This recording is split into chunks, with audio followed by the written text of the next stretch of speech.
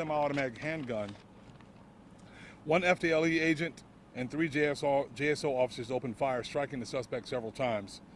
He was transported to a local hospital where he remains in critical condition. The suspect is Arnold Frazier Hager, a white male, 37 years old.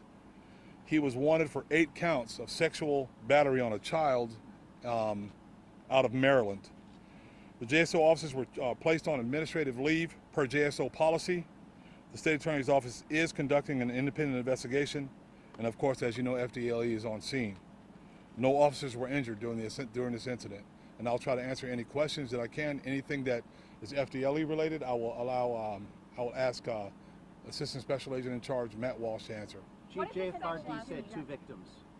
JFRD told us 2 victims. That would be incorrect. It's 1 victim. Okay. What is the connection to Jacksonville? Andrew Hager, Hagar. And what is his connection to Jacksonville? Has to be a friend or girlfriend. In that residence? Possibly, yes. Possibly. Was anybody else there when the shots went off? No, not inside, no. No one else inside? No. Any injuries to officers? No officers were injured during the incident.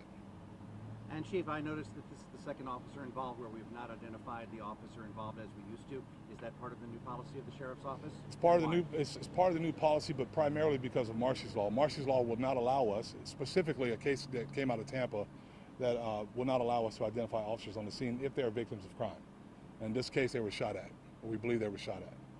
Was he aiming the weapon at officers? At this point, he shot from the trailer in an unknown direction. Officers were outside and were threatened. But when he came out, was he aiming the gun at officers? That's still under investigation. So to clarify, 2 fired in some direction, initial, and then came out with gun. No subsequent firing by suspect, as far as you know. As far as I know, no.